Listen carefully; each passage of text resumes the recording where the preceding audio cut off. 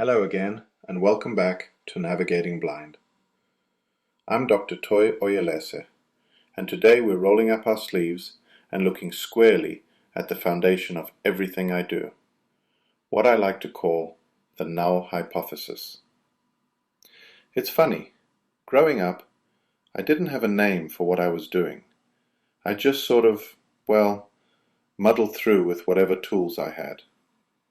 But by the time I was 11, I'd learned 3 lessons the hard way. You can't fully perceive, you can't control, and you definitely can't fully understand reality.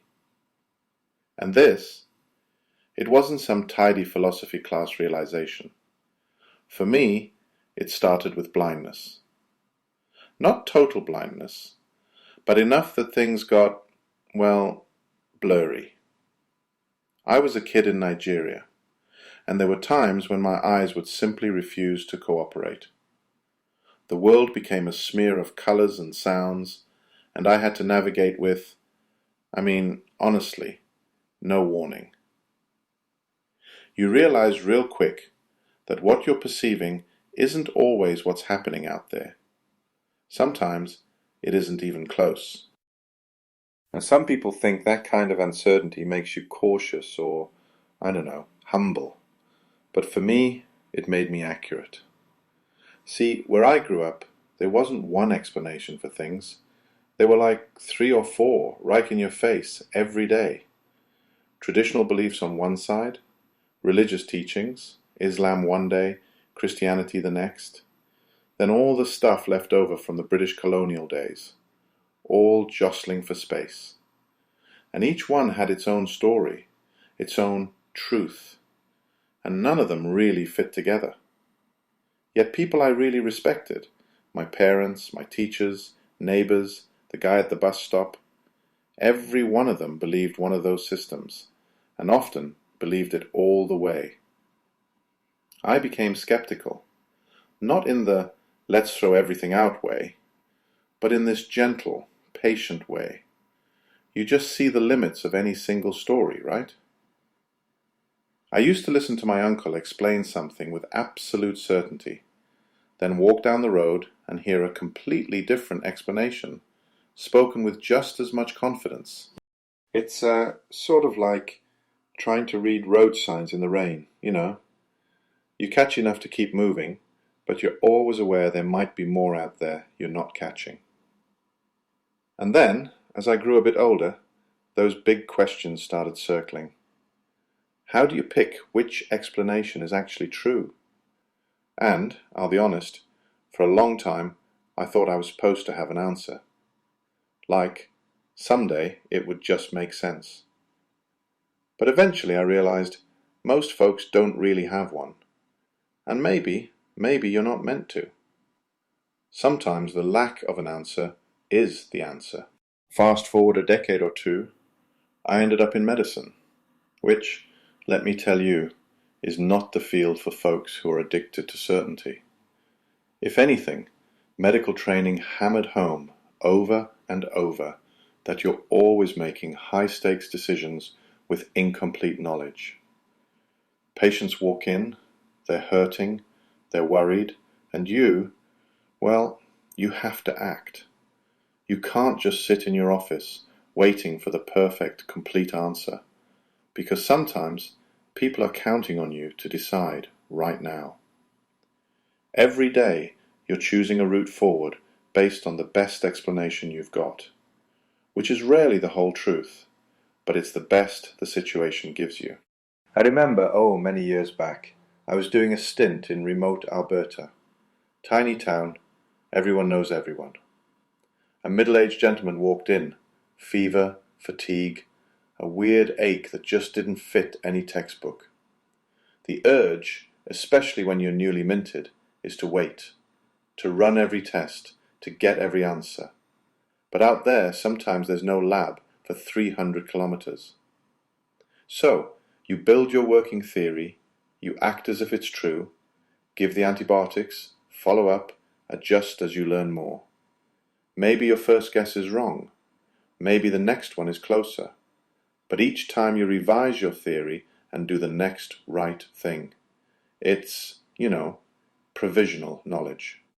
I've always liked the idea, Popper's falsificationism, though, honestly, I didn't know to call it that until much later. You make a hypothesis, you test it against reality, you keep what works, you throw out what doesn't. Rinse and repeat. That's what medicine is all day. Heck, that's what life is.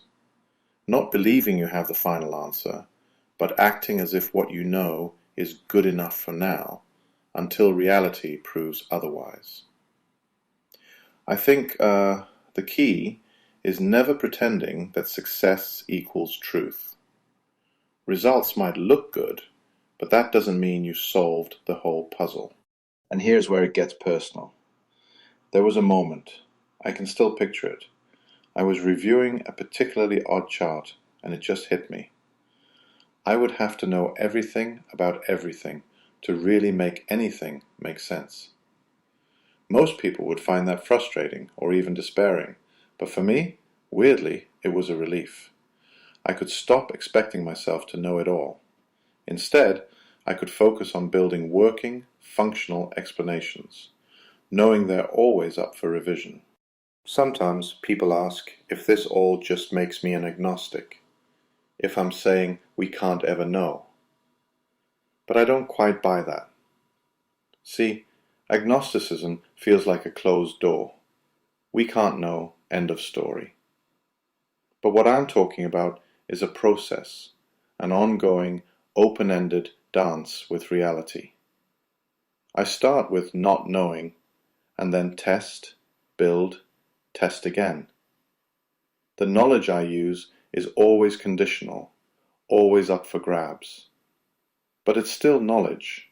It lets me act, make choices, and, well, navigate. Sometimes... Okay, let me just give an example. I remember not so long ago, I was on a phone call with a specialist in Vancouver. I'd run into this absolutely rare syndrome. Frankly, I'm not even going to try to pronounce it without my notes, or I'll mangle it, and there are probably medical students listening. Anyway, I nervously checked the diagnosis 3 times before saying it out loud. Because that's what you do. You admit what you don't know. You ask, you test, you stay honest about your limits. There's no shame in that. In fact, it's what keeps you safe. I sometimes think about what it feels like to stand on the edge of Okanagan Lake at night. You stare out, and there's this vastness. You can't see the end. You just hear waves, feel the sand shift beneath your toes. There's this sense of how small you are, how little you can ever really grasp. And honestly, I find comfort there. Blindness isn't defeat. It's just being honest about where you stand. I can't see the destination. I can't guarantee the outcome. But I can take the next step. I can reach out my hand for whatever comes next. So no, I don't see this as cowardice or a refusal to commit. My whole life's been a commitment. Testing these provisional theories, trusting the process, accepting that not knowing isn't the same as paralysis. I just refuse to confuse what works with some kind of ultimate truth. That's the spirit behind navigating blind. The Null Hypothesis underpins it all. Each framework I share, each tool, they're built for navigation, not for certainty. They're meant for real life, with all its mess and unpredictability. Next time, we'll dig deeper into something I hinted at today, binary outcomes, and how, at the root, all complexity really does boil down to want and don't want. That's how theory meets practice, and how biology meets experience. But until then, just remember, survive first, then thrive. I'm Dr. Toye Oyelese, and this is Navigating Blind. Take care till next time.